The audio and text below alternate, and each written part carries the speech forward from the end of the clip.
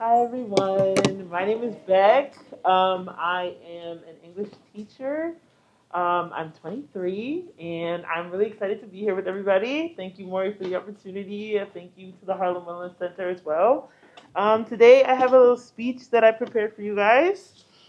When I learned what the theme was, rest is resistance, I spent some time meditating on it and just thinking about like what I could say, what I could add to a phrase that's already pretty like self-encapsulating. Like it already kind of like tells you what it is. You don't want to, do too much. So I spent a lot of time thinking about this, and this is what I came up with. Rest is resistance. I'll be honest, rest doesn't always seem like the most pressing issue. A new forever war is practically here. The pandemic never really went away. The cost of living is skyrocketing. The planet is dying. And politicians are doubling down on their intent to fix none of it.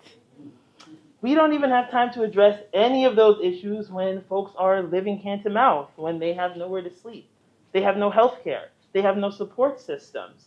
I mean, the problems are too big and I feel, too small. It's too overwhelming. I mean, how can rest be resistance when obviously we don't have the time to rest? We live in a society that thrives off the sacrifices of the oppressed and unprotected, but why is that? I mean, this is a society that would crumble the second any of us took a step back and said, no. I mean, when you're worked to the bone, when you're tired beyond belief, no doesn't even occur to you. We're never given a moment to really try and understand why it is that we live the way that we do. I mean, in a world where we have learned that it will only value us for our potential for labor, as they literally valued our ancestors on the auction block, rest is resistance. I mean, come on, y'all. I don't know what to say. If your place in society is determined by how much money you can make for someone else, it's absolutely revolutionary to refuse to participate in that system.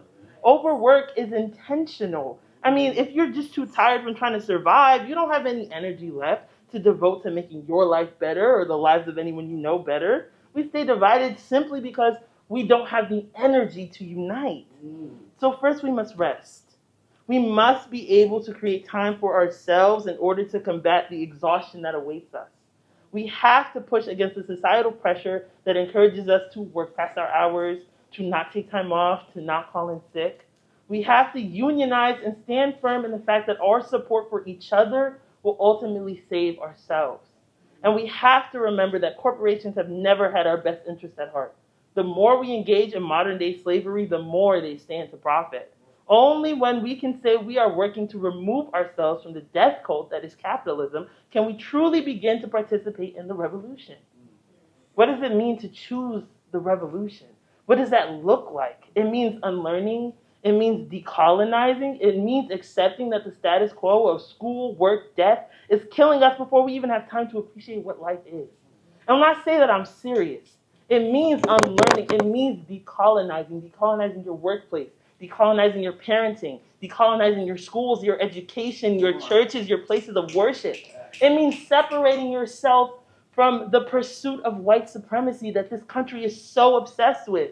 I mean, they put all the pressure on us like, we have to save America. Black people have to save America. Girl, we built America. I don't need to save nothing. Like, as an immigrant personally, I don't have to save anybody. What the hell? Like, I came here for a better life. My parents came here for a better life. I'm trying to get that. And if I can't get that here, then I have to build it. And I'm not about to let anybody stand in my way. But you can't do any of these things without rest. No one is a tireless reservoir of untapped energy. At some point, we all must remove ourselves, take time for ourselves, and reevaluate. Rest is not a privilege, it's a right. And I understand that it's not easy to step back from the things we've been told to prioritize since we were born.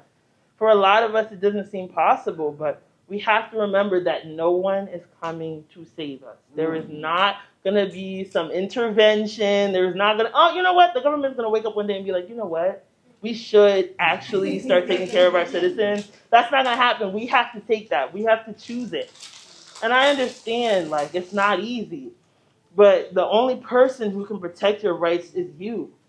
The rest of the country, the rest of the world, is more than happy to let you languish in oppression until the day you die. And that death is infinitely sped up because we are told not to value rest. So believe me when I say that rest is resistance, because it is the foundation on which the revolution stands.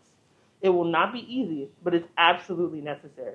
Because remember, a candle that burns at both ends will eventually go out. Thank you.